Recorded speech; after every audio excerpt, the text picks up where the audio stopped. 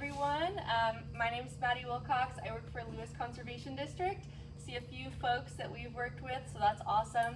I wanted to speak a little bit about our voluntary stewardship program. So that program is what enables us to put on programs like these.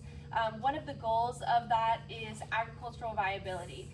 And so providing the knowledge and the resources to make sure that all of our agricultural producers can be successful, whether you have just a backyard flock or you're making your living off of farming. It came out of the Growth Management Act, which kind of put some stipulations on wanting to protect critical areas. And there's two ways that the state could do this. They could either come in and enforce regulations, or it would be up to the counties, to the conservation districts, to work with agriculture producers and help them to do those things voluntarily, and to really focus not just on protecting critical areas, but how can we make sure that our agriculture is remaining viable as well, and balancing those two pieces. So through VSP, we can come out, we take into account kind of your land management goals, any concerns that you have, and then prescribe some options for ways that you could improve your management practices. Everything's completely voluntary, so you can choose to do those things or not. It's non-regulatory, and then once you have a VSP plan, a lot of times we can actually help to implement some cost share. So we can help you build livestock exclusion fences, or in the past we've done dry stacks or manure spreaders. So we lived in King County, had a place in Preston, 1995 to 2020. And we had 5 acres, and then we had another 20 acres that we were able to ride on because we trained, because we used to event. And we used the conservation district there. We've done a lot of talks with them, and you know, like I say, tremendous resource, highly underutilized. They are not regulatory, which means there that if you're doing something that is not in compliance with some law, they're not going to tell on you. They are going to want to help you mitigate the situation, but they're not there to be bad guys. They're there to help. And we don't get that a lot anymore in our society. So we used to do some eventing and did some jumping. Now we're just kind of riding dressage. So I'm assuming that most people here, you don't have a horse, but you have a horse. I wish. You wish. So, I'm leasing. That's fine. So anybody here breed horses and have babies? Okay, because so that, you know, talking about parasites, that's going to be a different deal with the mares. People that have horses under 5 years old, young horses, okay, a different class of horse. The 5 to 15-year-old horse, you know, again, a different class of horse. The older, the 20-something horse, different class of horse. So we need to think in terms of doing the appropriate thing for the individual, as well as if you've got multiple horses, think in terms of some herd appropriate things too. Did anybody get to ride today? I did. I rode. Okay, so I called it, you know, the first slide there, I used to have parasite control and I changed it to management because they're controlling us more than we're controlling them. Again, the differences in approaches, and we want to look in terms of general principles, and then so the general principles to overall plan, again, strategies and tactics. We want to do that. Anyone know what this is? We'll get to that later, but it's a convenient pointer. It is not a rectal thermometer. This is when you do your compost, and we'll get to that. I'll just go over compost briefly. There's probably a compost expert at the conservation district that probably could give you a talk, but composting is going to be one of our main things we talk about. So, parasite lives in the animal usually, feeds off the animal, usually has to leave the animal to complete their life cycle, but each variety has its own life cycle, and there's a lot of individual variations. Who's worried about parasites in their horses? Yeah. Okay. Second question. Anyone ever had a horse that's sick because of parasites? Tell me your experience, please. I had probably about a 3-month-old foal that was acting colicky. Maybe it was a little younger, and it had That's the right age. parasites. Probably, yes. And so it probably was impacted with roundworms. Yeah. More than likely. But that's it. So we're going to find out more about that. And so when you think about parasites, people are like, you know, bad, kill them. I'm going to try to change your mind for a couple of reasons. So we typically have thought about these kind of different things: the potty belly, the rough hair coat, they're malnourished, the ADRs, poor energy, poor doer, the colic.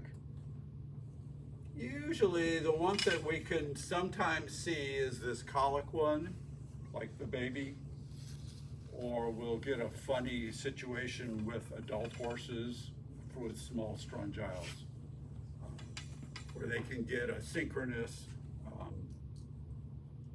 leaving of their encysted state. And that can be very dangerous. But when we get the roundworms, that's life-threatening. When we get that small strongyle thing, that's life-threatening. But for the most part, they're very rare diseases.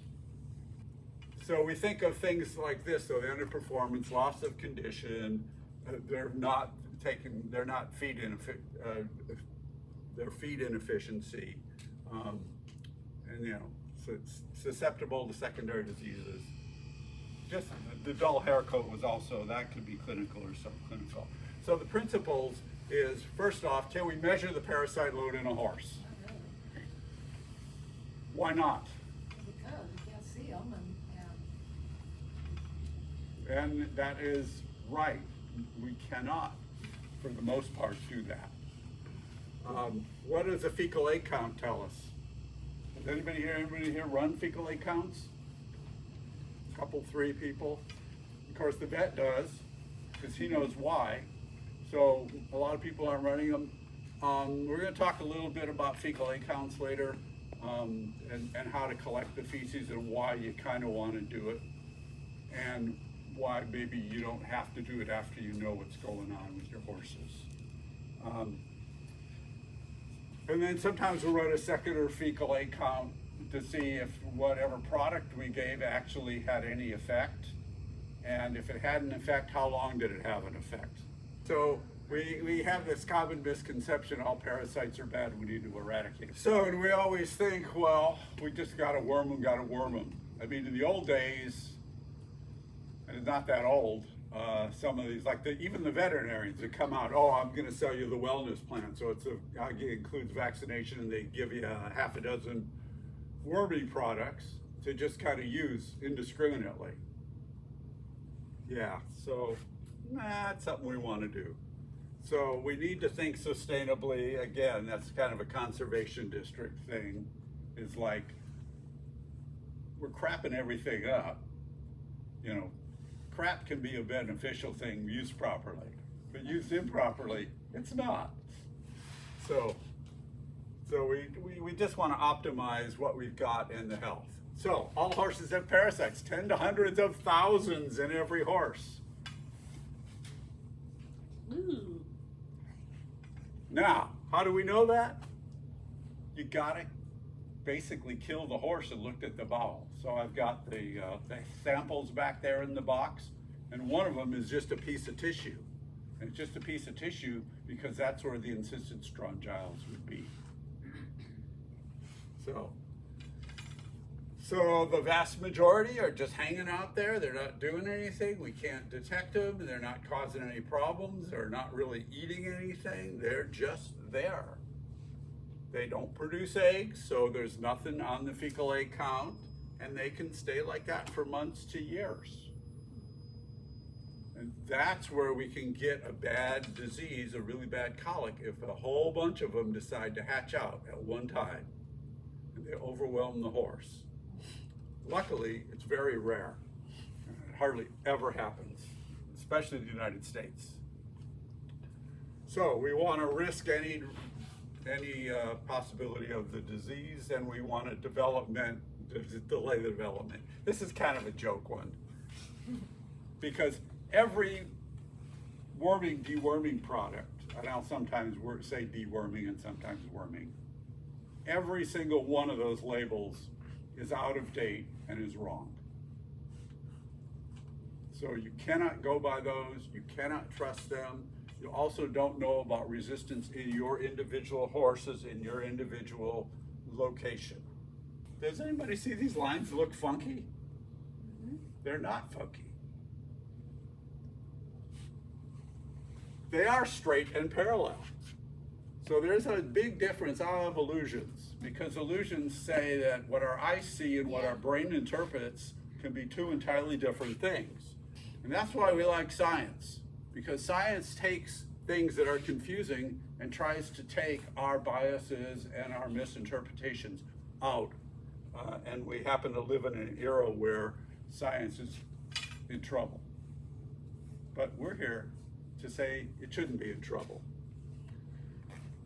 So it ain't the 60s anymore, and that's one of the good things and bad things. So we've just got so much drug resistance going on because of so much indiscriminate use of worming products. So if you've been around, you've seen this kind of thing. Oh, here's the routine. You need to rotate your products, and you need to rotate your time, and you put them on the schedule, and then life's going to be good, right? No. That was a bad idea. It's still a bad idea. We don't want to do that, but horse people are very traditional. And once they get fixed in a certain thing, and they think a certain thing works, very hesitant to change. But you guys are here, so we're going to change. Does any of those lines look squiggly? They all are yeah. They are not squiggly. They're perfectly straight. Again, we need to be careful about what we think we see and how we interpret what we think we see. None of us know everything. We're always learning, we're always changing, or at least I think we should be. You know, our chemicals have been so used and abused that they're of little value. I mean, so it should be just, I mean, we still use them, but we need to use them very judiciously.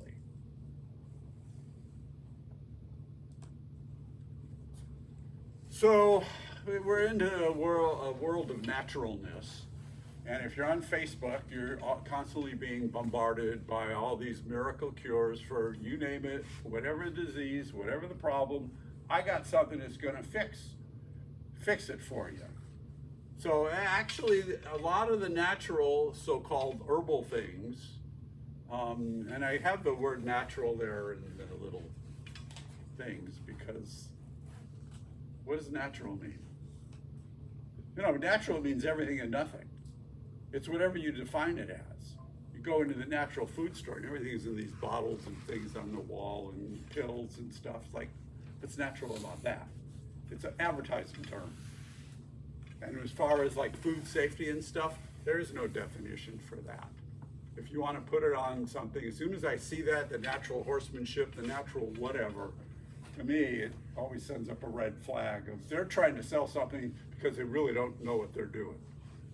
Some of them do, but I'm a little harsh. You can tell I'm a very skeptical person. Diatomaceous earth, that's a big one. People want to feed that because they think, oh, these little glass particles are going to cut up these nematodes. They don't do that. They do work like sprinkling on stuff to try it out, but they don't. You can eat all the diatomaceous earth you want. Copper wires, we do use those in like some ruminants. We feed those. Garlic, onions, tobacco, tannins, not so much, but you know, it's traditional. You know, chewing tobacco and spitting it up their nose and stuff. You ever hear about those things? Yeah, Lynn has. Lynn probably could tell us all kinds of weird stuff she's heard over the years. If you put copper wire in a bear's mouth, she won't come and eat. They used to put the copper pennies in the water bucket when pennies were still copper, or copper wire. Yeah, fungi. nematophagous, so it eats nematodes, and that's a real thing. And there are some bacteria that you can do, and but for the most part, they've been studied, and the reason they've been studied is we wanted to produce organic meat. So, and in some countries, especially Scandinavian countries, there's a long history of doing this. So there are some long papers that you can look at where they looked at a bunch of stuff. For the most part, it doesn't do much for us. I mean, if you go and look at a lot of these things that people are selling you, there's no evidence to support it. It's like, you know, people think that as veterinarians, we went to school and practice and work really hard to figure something out. We must be stupid because we don't use these things. But we don't use them because they don't work. So, very cool old picture. Anybody want to do this? No. This is kind of like a 100-year-old Natural Geographic picture I found, and I just looked at it and went, can you believe? Is that like a mini horse? I think it's it's got a tail, so I'm not sure what it is, but it certainly looks like a horse strapped to a guy pulling and getting pulled over this chasm in this river. And I think that's kind of what we're up against sometimes. So we need to think in terms of individual and herd. We need to run some fecal egg counts to start kind of figure out what's going on. And you're going to find out why in a little bit. If we are going to treat, we need to target specific species, horses, and time. It's an individual thing. And we're going to find out why in a little bit here. So, people want zero worms in their horses, but we know that's not a possibility, it's not a thing. Do people get horse worms? Not really. I mean, I suppose if you had a butt egg in your finger and put it in your mouth, it might hatch out and burrow into your tongue. But for the most part, a lot of these parasites are species specific, but not all of them. So we know fecal egg counts are actually more expensive than buying your little tube of wormer. But the wormers aren't working, so why waste your money on that? They'll work a little bit. We'll get into which ones still work. So we look at stocking density, ages, all the different things, whether they're in a stable. Grass, manure handling is a huge one, right? Pasture management, cleaning and harrowing, and we'll talk about that in a minute. So our biggest problems with any parasites now are tapeworms in horses and small strongyles. Not the big strongyles that can cause the viral arteritis and cause colic pretty commonly, because those are pretty much gone in the United States. So they have to poo out eggs. It has to be what? Warm and moist. And then they develop, again, warm and moist, the right temperature, the right environment for them to proliferate. And then they get into a larval stage, and then they crawl up in the right moisture, the right time, crawl up in the grass, and that's when the horses eat them, and that's when the horses get infected. This is a super important point. I used to put this at the end of my talk, and I realized that was a stupid place to put it, so now we're going to do it here.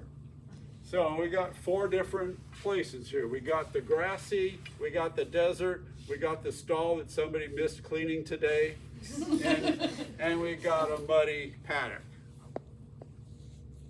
So if we're talking about parasites, and we're talking about transfer of parasites, you think we're going to get them here? No. Here? That's a toxic environment for the parasite and for us. Remember, these are fecal oral. So there's nothing to eat here. And very unlikely that they're going to develop and crawl up and get eaten. Same thing here. But this one, that's the key. And if you notice, here's a tall grass. Here's the short grass. Where are they eating? Why are they eating the short grass? But it's tastier. It's tastier, it's probably got higher sugar because it's more stressed, because it's shorter. Why do we have the tall grass here? Probably a pile of poo in there. A lot of horses will avoid that. So as you're walking through your pasture and you see a pile of poo there, our inclination is, oh, I need to kick it and spread it around. Leave it. It's the wrong time of year. Because if the worms and the infective stage is there and they're eating there, they're cool.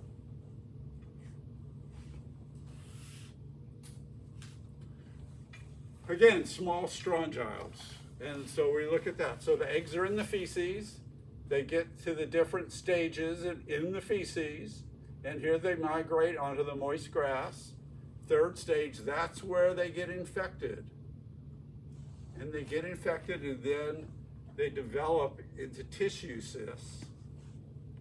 And they can be tissue cysts for weeks to months to years. And they just hang out. And then eventually they emerge from the cysts and they get the adults and they have a party and then they make eggs.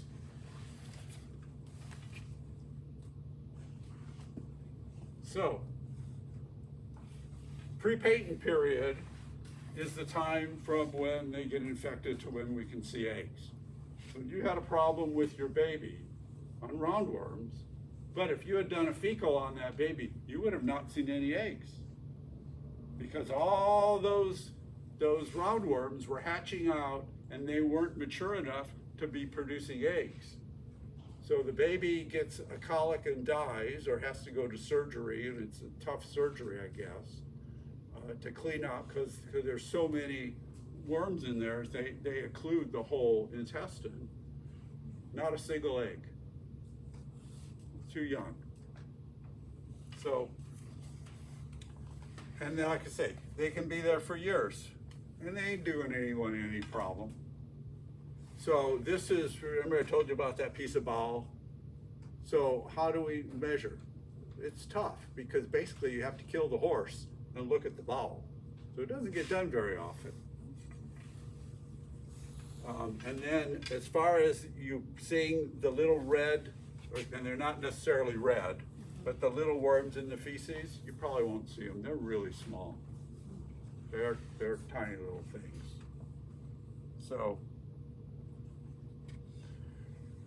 So in Kentucky, they've had a herd of horses since 1979. They haven't been wormed once.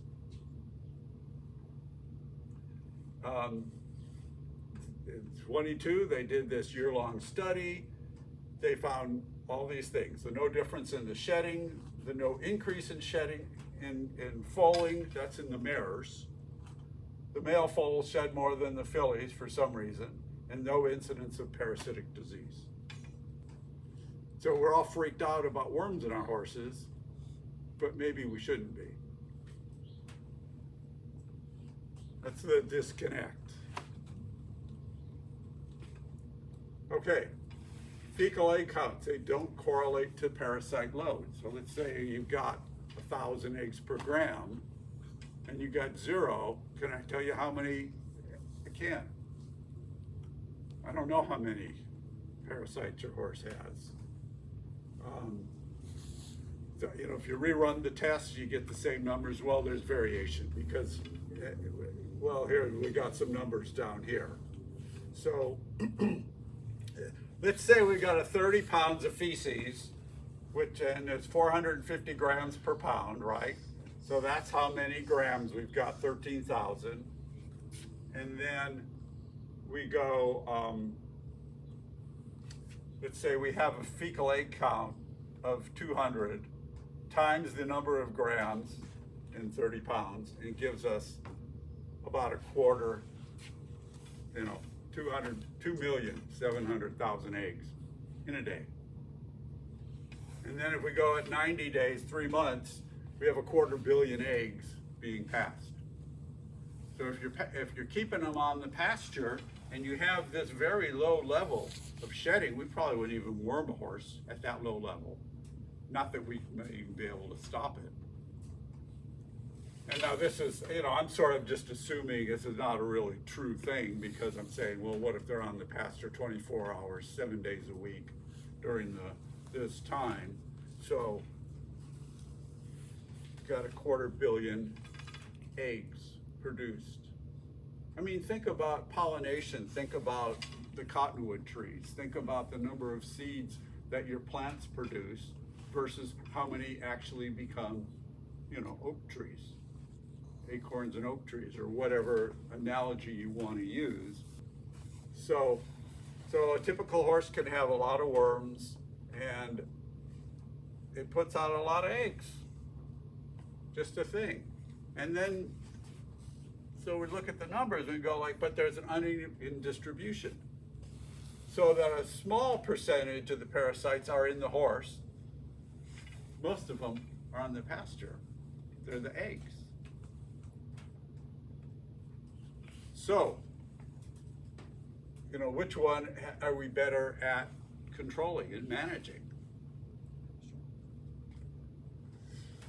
So back in the 70s, late 70s, early 80s, we came across the miracle wormer, the ivermectin and the moxidectin, and originally it did pretty well. We do have resistance to it now, but as far as the larvicidal treatment, we're talking about, can we kill these encysted larvae that are in the wall of the bowel?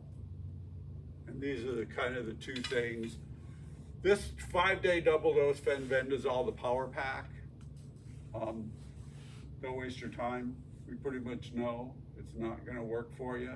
You still get some effect out of the moxidectin, but maybe once a year for most horses, especially with the praziquantel. So it doesn't correlate with the parasite burden. We don't use it to evaluate a sick horse, and doesn't really tell us a lot about the disease or reaction to the deworming. It tells us about how many eggs are going out on the pasture, and then if we rerun it, it's a reduction test. So if we want to know whether whatever product we use actually has any effect and killed adults that are producing eggs, we run them in 14 days, we run another. And then if we're like doing research, we would just keep running the test, looking for when the eggs started to reappear. So the moxidectin, or the Quest, used to be like 16 weeks. Now it's down to about 5 weeks.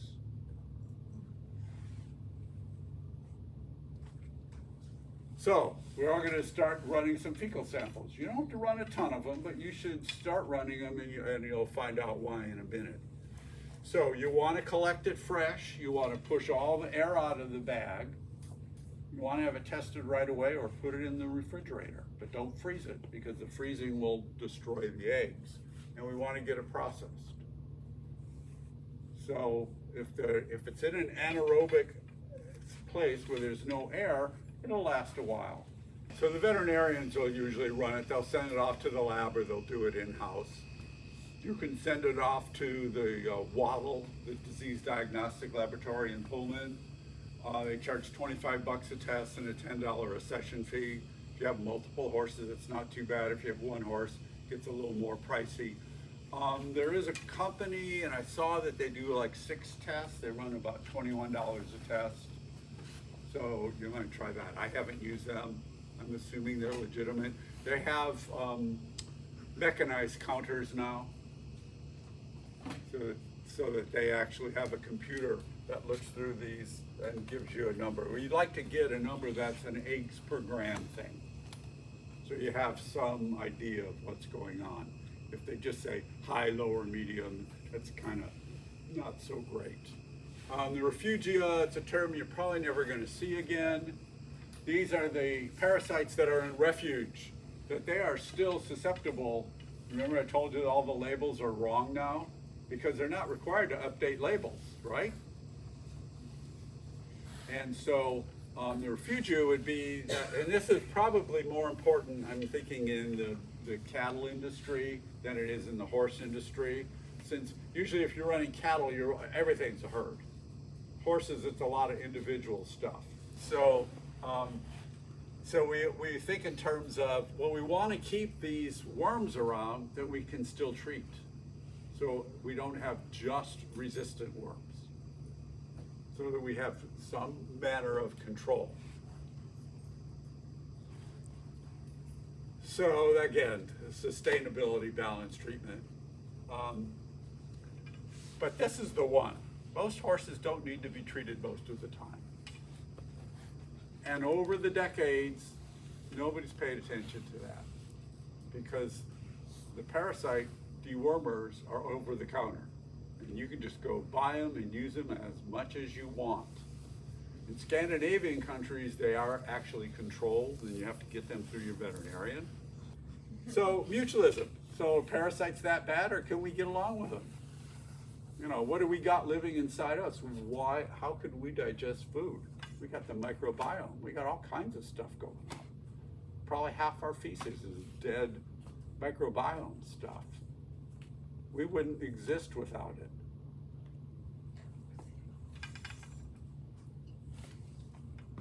That just says few horses have a lot, many horses have little. All right, what about this product? So what happens if we take, is anybody familiar with stringent C? Oh, yeah. The C stands for continuous, but it's not really continuous. You feed it once a day.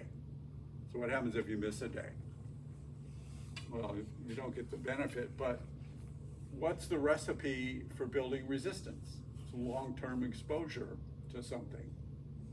This is exactly what this is. I think it's a terrible product. It still sells, right? But I just think it's an excuse of bad management. But that's just me because I'm cynical. So they go through the different warmers and they've all developed a resistance over the years. So what about it? Most horses develop good immunity to small strongyles. So what's the distribution like? Oh, no, we're still talking about benzimidazoles. You know, it was great at the time because it pretty much killed off all of the large strongyles. And there's the ones they'd camp out in the craniomesenteric artery, which is the main artery that feeds your whole gut in the horse. And every so often, a piece of all the crap that they would form around them from the inflammation would break off and go, and basically you'd have a thromboembolism or a stroke in the gut and bad colic and oftentimes die. It was a really bad deal. We were lucky that that worm is pretty much totally gone, except in that, of course, that herd in Kentucky from 1979. But do they see that disease? No, they haven't seen that disease.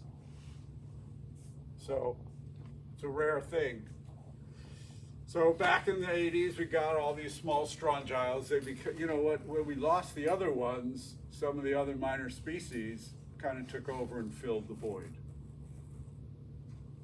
It's like when you disturb a piece of ground, what comes in first? It's not the plants you want. Thistles. It's the weeds. So they become resistant to multiple wormers. So not such a deal. Here's like a sheep thing, and it has the release dates and when the resistance started and how many years it took. So it's just a matter of time. So what do we want to do? We want to do management. So this Canadian study, then they looked and they found after 10 years they still had resistance. So it's a fitness thing. So fitness is when an organism changes in such a way to either like be more infective or more resistant to a particular treatment.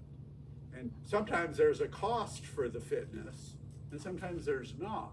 So once we develop the resistance, and people have this funny idea like, oh, somehow the organism knows what it needs to do to resist this product, whether, let's say it's an antibiotic.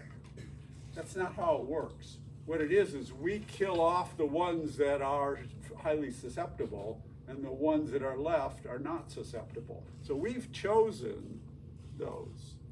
It's not like a cognitive thing that they do. We'd kind of like to be a little more like Roadrunner and a little less like this guy. You know, just because you paint a picture of a road doesn't mean the road is really there. So this was the wonder drug. It came out. It was actually found on like a golf course in Japan or something, and it was a fungus, I guess. And so we got, you know, it was started to use it in the 70s, 80s, and sheep and goats pretty early on. Roundworms are resistant to now in the foals, so we wouldn't do that for your guy. And then we confirmed the small strongyles a couple years ago. They shipped over some horses from Ireland to a breeding farm in Kentucky. Luckily it was Kentucky, and so they were using the really good parasitologists at the university to run the stuff, and they had kept these Irish horses separate from the American horses. And the horses from the American from Kentucky, those horses were still did not have resistance, but the Irish horses did. So what about what happens to your feces when we use these wormers? So you don't hear about this a lot. But what is the half-life of these different things? So it can be a long time, 217 days. So if you have, it's inside a fecal ball, you've given it to your horse, it's sitting out there in the pasture, and this dung beetle comes along. And it doesn't necessarily kill the dung beetles, but it screws them up pretty good. But we want the dung beetles because they're the ones who break down the feces. And then of course, if you know about collies and herding dogs, so they can eat the feces, they're susceptible, and it's a neurologic problem, what it is, because what these are is they're a paralytic agent. So the last talk I gave, I asked that question if anybody had a problem with parasites, and the woman had given them probably an ivermectin product, killed too many parasites, paralyzed them at one time, and the horses got sick because of suddenly all these parasites dying. So it wasn't the parasites directly that caused the problem, it was the treatment of the parasites. So we might want to use like one of the benzimidazoles or something that kills on a slower pace than that. It's fat soluble, and so when we look at the margin of safety, ivermectin's a little more safe from overdose than moxidectin. But this is the one, the Quest, that's what's going to get you with like a mini. Because people will make a mistake and give the whole tube because they didn't click the little plunger stop.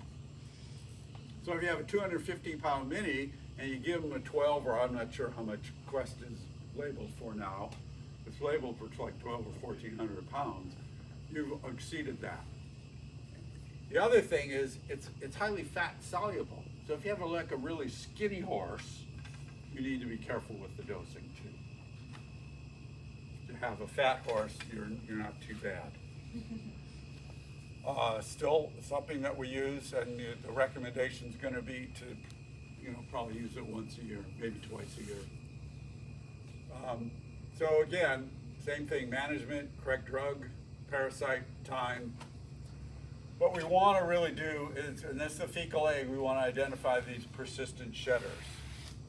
And so we then evaluate our treatment if we want to run a second fecal egg count, which is nice. If you've got like a herd, you got an individual horse, you're probably going to be okay.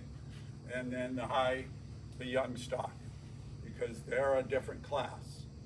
So we need to think in terms of different classes and individuals.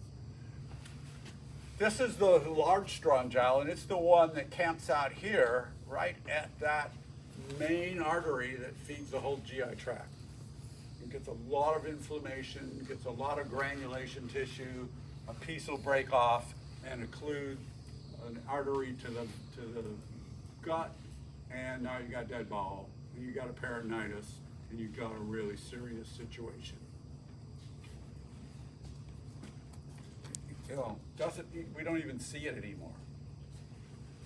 The ectoparasites, so these are the outside parasites, ticks, mites, lice, flies, mosquitoes, West Nile. Everybody vaccinates for West Nile. Vaccines work. What are the two biggest things that keep us healthy? Vaccinations and sanitation. The rectum, the oxyurus, those are the pinworms, the ones that cause them to rub their tails. This thing is kind of wrong because they actually live up in here. The only time they crawl out here is the female does that to deposit her eggs, sticks her eggs right at the anus there, and the horse itches like crazy. And that's how they spread. But the female then dies. So you read about like veterinarians and they'll shoot a tube of ivermectin or something up the rectum. No, not work. And actually there's a lot of resistance in these. They can be a tough one to get. To get rid of. So be happy that your horse does not have pinworms. Kid pinworms are from other kids, fecal oral. The dog pinworms are from other dogs. The horse pinworms, because they rub on stuff, they spread the eggs around. So you want to wash off and take care of those. How do you take care of them? It's different. You mean as far as washing them or treating getting them? rid of them. My horse was having a horrible time, and You're gonna have to try stuff because we don't know what kills oxyurus. And because the eggs are here, we rarely see an egg in the feces because they're not in the feces. They stick them back on their anus. But they, like I say, they rub on stuff, so if you touch it and you move it around, the horse then ingests it, and they get infected. But it's a bad one. So the Strongyloides westeri, which is the threadworm, which is really fascinating one. It can be free living. It can spread from the mare to the baby in the milk. It can go through the skin, or it can do fecal oral. It's got like 4 different ways of getting around. Luckily, we don't see that much of it, but it's a tough one. Anaplecephala is the tapeworm, and the tapeworms, interesting enough, they're not like, okay, so back there you'll see there is a magna tapeworm, which we don't even see anymore. And the other tapeworms are the perfoliata, and they're just little ones. And they don't shed as like a long tapeworm. Like if you ever hear about the humans where the tapeworm comes out and, feet long coming out of your butt. They occasionally will drop off what's called a little proglottid, and then it breaks down and puts eggs. But we don't even see the eggs hardly ever in the feces of the tapeworm. And if we were looking for tapeworm, we actually increase the amount of feces we look at to like, instead of a couple of grams, 40 grams, 50, a big amount so we can find one. And they don't even count the numbers. They just go, it's either positive or negative. And there is some saliva testing and there is some serum testing. It doesn't really get done in the United States. And it doesn't necessarily, it's more of, doesn't really tell you what's going on currently in the horse. It usually tells you whether they've sort of been exposed. And the roundworm, the Parascaris quorum, that's the one that the babies get. Most adults become immune to them, and they do great. And it's rare to see one of their eggs in a fecal sample from an adult. So the strongylus, the large and small strongyles, cecal column, and that's again, the large ones not here, the small ones still here. When we look at the fecal egg count and we see strongyle eggs, we can't tell whether they're large or small strongyles. I got a report back once and it said, it called them large strongyles. So I immediately discounted whoever read that out as not knowing what they're talking about. Because the only way we can tell which ones they are to actually do what's called a Bierman, which we actually hatch them out and grow them up and then look at them under a microscope and look at basically the mouth parts, which are different. So, Hapernema, stomach worm, I'm not very familiar with that really. The liver, I don't see that. The fasciola hepaticus is the fluke, the liver fluke puke. I don't think we see that in horses. I've never, yeah, and it might be, you know, in different parts of the country, we're going to see different parasites, different parasite load. And, you know, things are changing quickly with the environment warming up and changing so radically that we may start to see some of these come back that haven't been here. The Dictyocollis is one that you'll see in horses. Sometimes it'll cough. Usually it's, they've got like burros or mules. They'll get them from them. It's more of their species. The eyeworm, Thalasia, luckily I've never seen one. I don't know what you do, I'd refer it. It's like there's a worm in this horse's eye. Weird stuff. So a lot of what the damage these guys do though is not where they end up, but how they get there. So they'll go through the different tissues. So like, so bots aren't a worm, they're you know, a fly larva, but they get the little eggs. You see them, and there's usually specific places, usually on the legs and the shoulders. There's a couple of different ones, and then the horse itches, it hatches out, crawls through the tongue, gets swallowed, goes to the stomach and grabs on, and just lives there.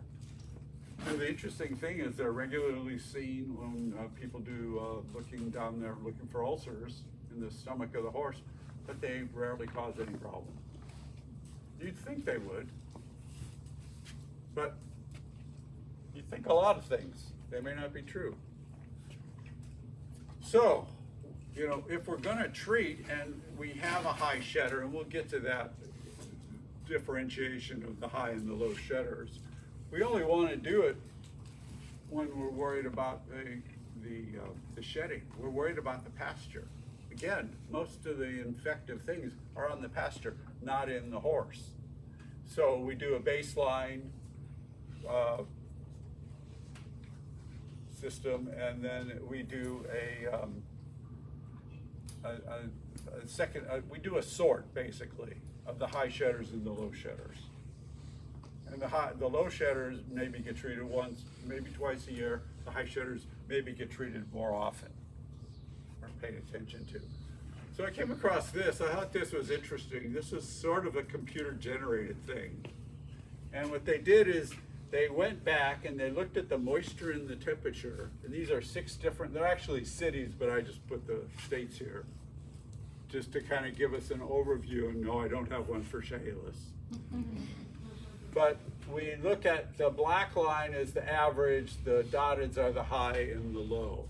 So this is looking at when we would have infective larvae in the different places. And probably the most striking ones is this one, E is Florida, which is kind of like all year round. Right. And where if we go to the desert, we get the spike in a much shorter period of time.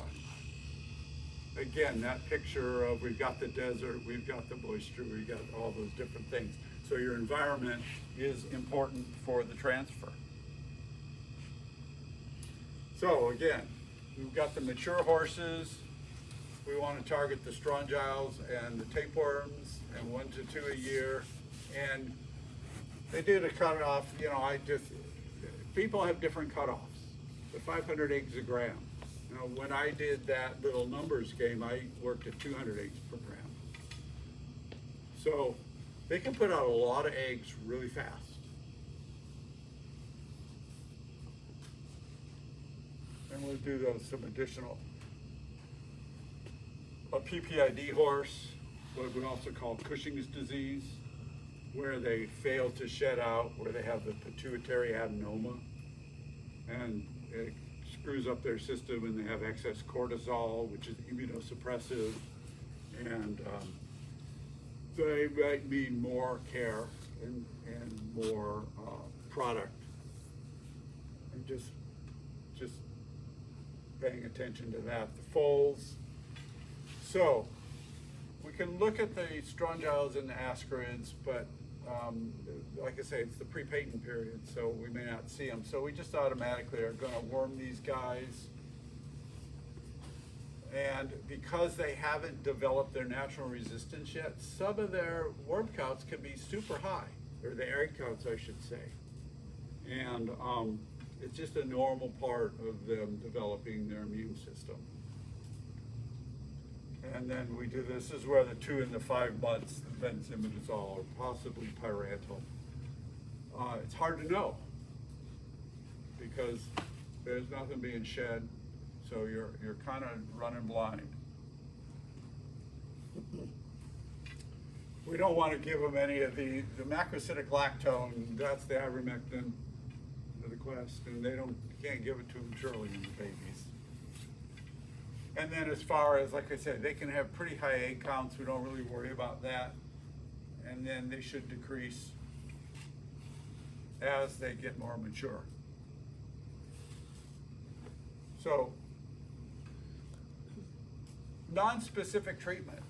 So what I mean by that is, remember when we had our initial COVID-19, and we were talking about washing hands a lot. And that's because coronavirus is usually shed in the feces. Our coronavirus didn't do that, but we didn't know that at the time. So we thought if that was a non-specific treatment that we knew we could do. And then we realized it was coughing and it was through the air. And then that changed what we knew and how we could treat it. Rotational grazing, because most of these parasites are species specific. And so there's a term called biodynamic farming. You familiar with that? Where you rotate your different animals through the same ground in order to minimize parasite transmission. Taller grass. These little larvae could only grow up or climb up so far. Remember the picture? They were in the little water droplet. They dry out, they die. Composting, that's probably the biggest one, and picking up the manure.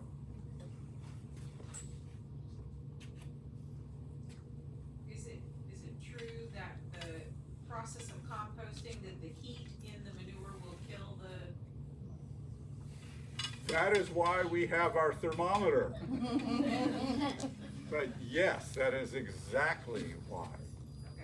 I'm not a composting specialist. The Conservation District has a composting specialist. They should give a talk about composting because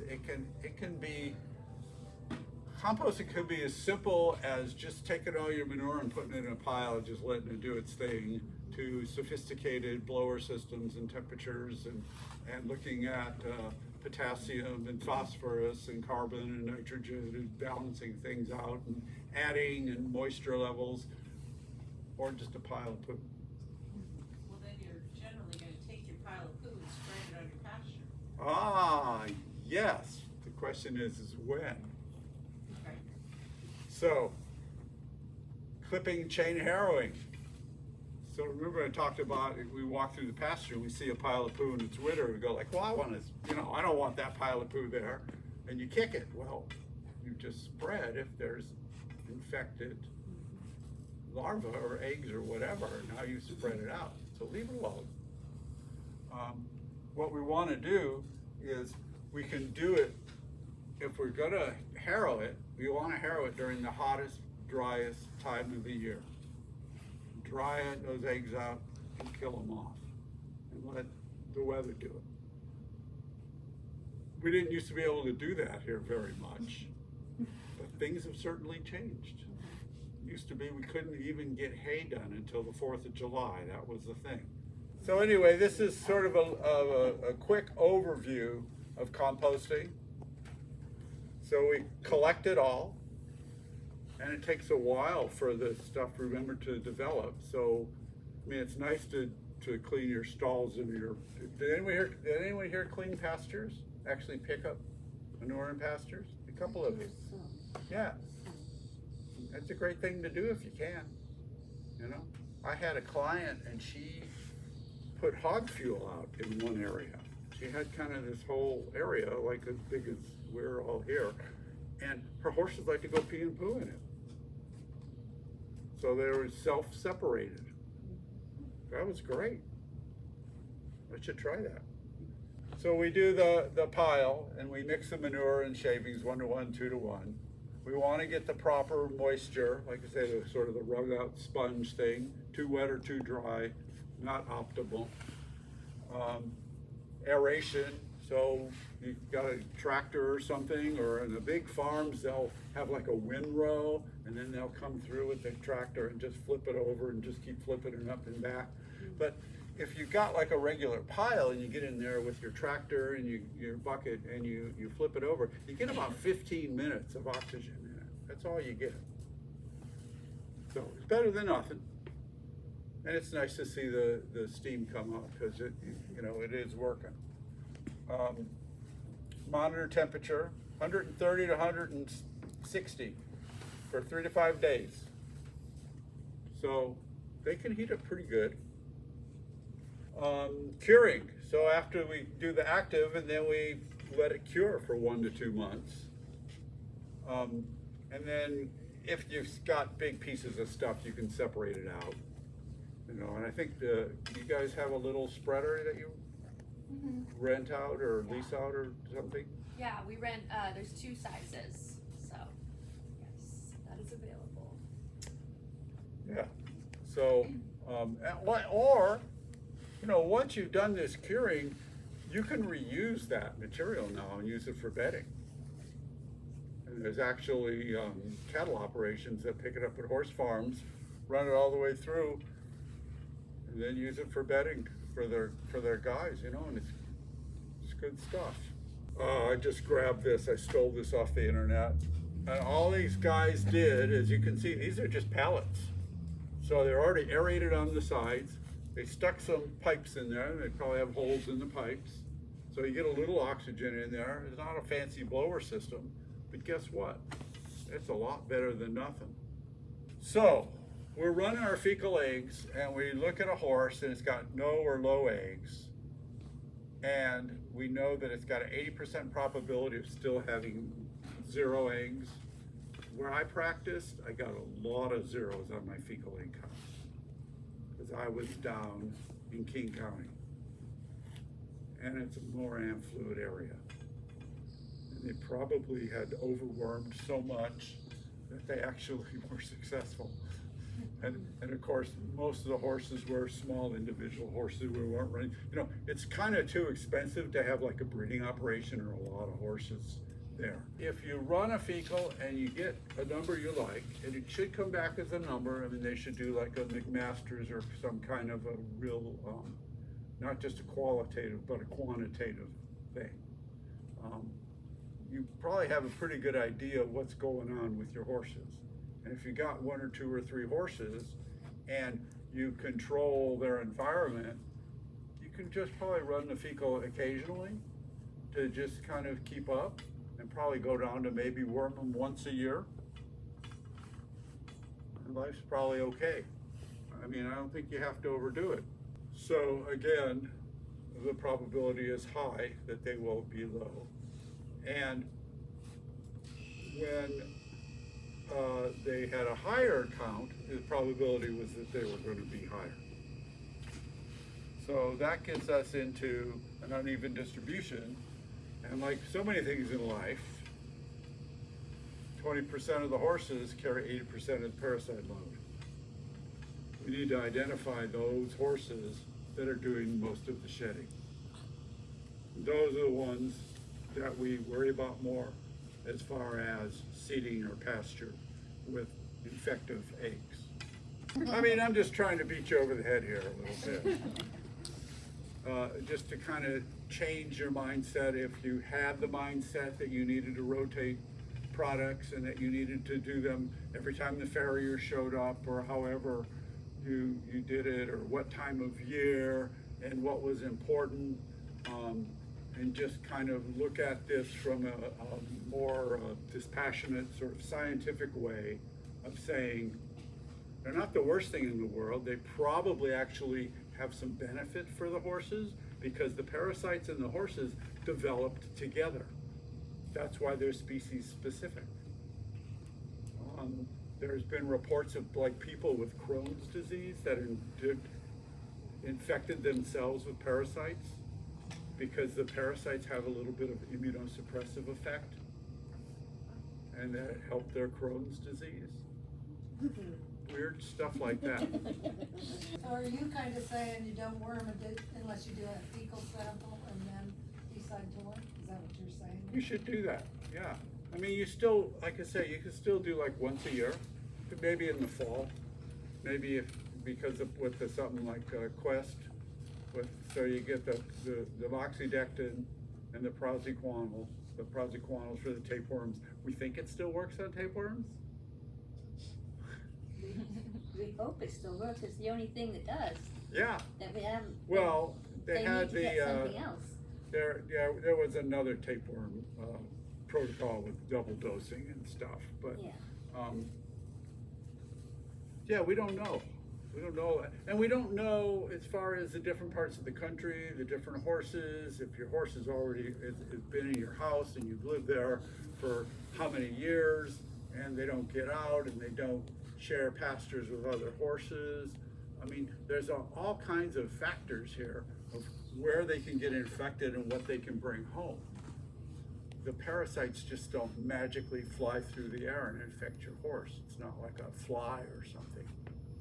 It's like my wife was all upset because we had face flies on the horse, which we never used to have in King County. And then I'm going like, so she was one of the fly predators. I go like, well, that's fine, except the face flies are only in cattle manure. We don't have any cattle manure on our place. So you can spread all the fly predators you want, but if you're not a place where flies are breeding, you're not gonna decrease your fly load. You're gonna get everybody else's flies. Where the predators worked really well was in these neighborhoods where a lot of people were doing it. So you had a fairly large area and everybody was doing fly predators. So. What I found worked best, and we only did it 1 year, but we let the chickens and the ducks free roam, and we did not have near the flies the next year. Yeah. It decreased the fly load by, I don't know, 80%, 90%. Again, a non-specific control. Yeah. A non-specific control. The more non-specific our control measure, the less, I mean, the parasites can't fight being eaten. Right. If I'd known that 30 years ago, I'd had chickens 30 years ago. Yeah. Oh, there we are. Pony picture.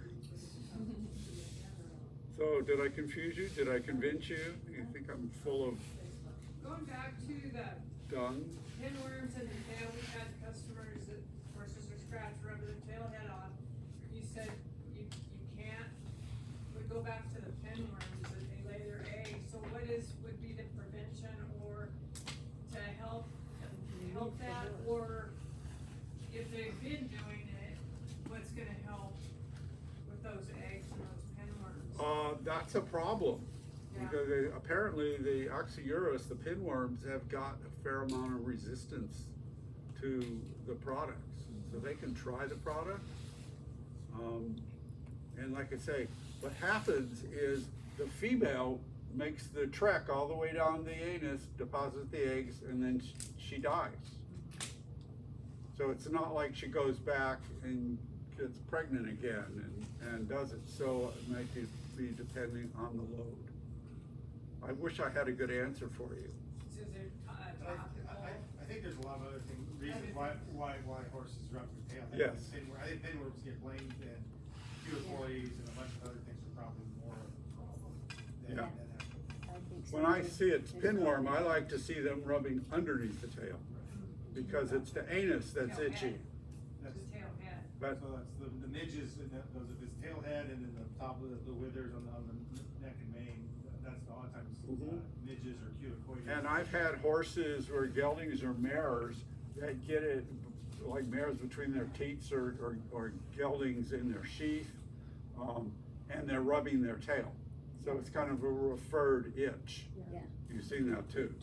So, but itching is kind of a weird thing. I mean, there's people that get that disease where they just itch and they can't overcome it. And I suppose you might try like an anti-inflammatory, like a steroid or something to try to break that cycle, and then wash them off well with something non-irritating. But itching is a tough problem. You got any suggestions? Finding out, whether it's allergies versus insects, and then identifying, like, midges are hard because Yeah. they don't respond to a lot of the insecticides and things like, and sheets don't use the word. Great, little no-see-us, yeah. So, Yeah. like, they don't like to come in stalls, so stalling them in the late in the day, when they're most active, I Sure. think is helpful. And then fans in the stalls. So it And sounds for like we wanna know what midges are. Aculicoides, No-see-ums. the no-see-ums. And they'll usually go right at the ventral midline, and you can kind of just reach under and feel it. It'll just be all raw and chewed up. So a lot of times, I'll just do a barrier, like a cream, like a Vaseline or an ointment or something, and just protect that area. Because they're tiny little guys. They don't, like I said, they don't fly well. So if you just put fans in, Use bag mold. we're really fortunate where we moved to is we don't have them. We have not seen them. Where we used to live, we had a lot. Because they like the swampy areas. Certain horses kind of get a really hard hypersensitivity, so some horses will be just fine and, Yep. and have the same, load, and some horses just like super reactive, and so their skin breaks out and they're really. Yeah, it's actually a disease syndrome, the hypersensitivity. What do you recommend with horses that are in cow pastures? Cow pastures? Yeah. Well, cow pastures typically have a lot of flying insects.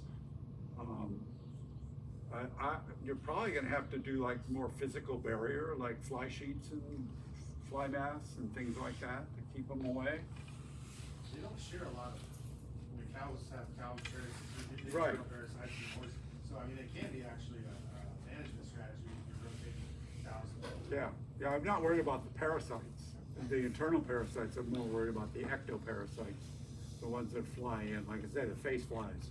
They don't care whose eyes they're around, and they just swarm. All right. Well, again, I'd like to thank everybody for coming. I'd like to thank Dr. Greenwald for coming and giving a good talk.